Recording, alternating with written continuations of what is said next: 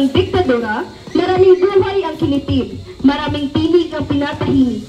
Ngunit ang bayan ay hindi kailanman tuluyang natalo.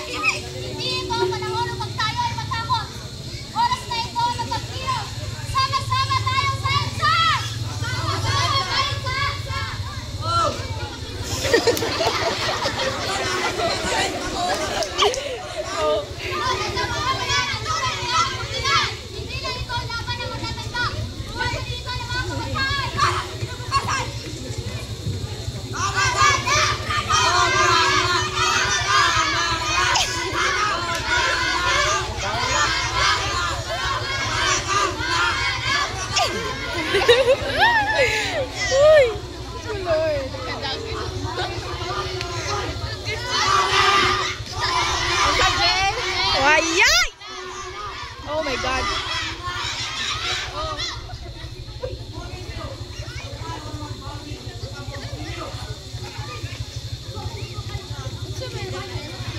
Roy, iya. Siya na si Cory. Kanang usa ka presidente. Na korupsyon na siya.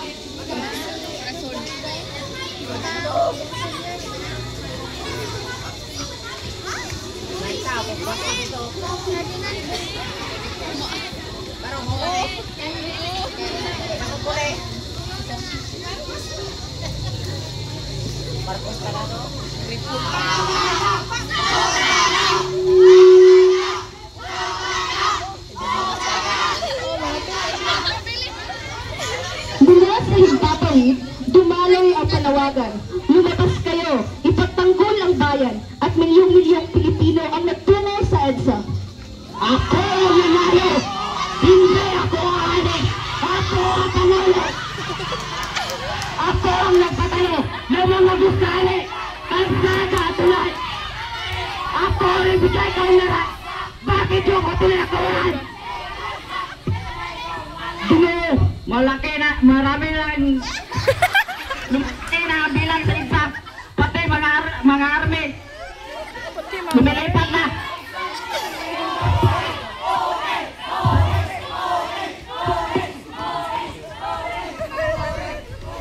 Hindi ko ito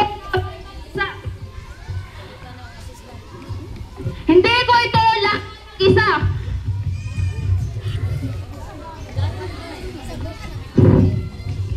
Hindi ko ito laban mag-isa. Ang bayan ang tunay na nagwagi. Ang kapangyarihan ay nasa inyo, hindi sa ilan.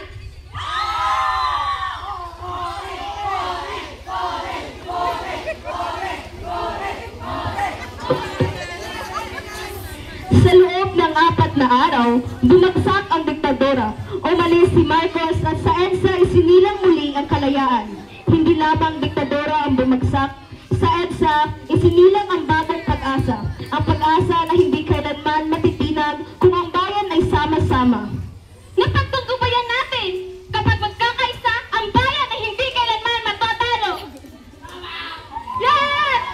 Mabuhay ang Pilipinas! Mabuhay! Mabuhay ang kalayaan! Mabuhay! Mabuhay ang Pilipinas! Mabuhay! Mabuhay ang kalayaan! Mabuhay! Sa mundo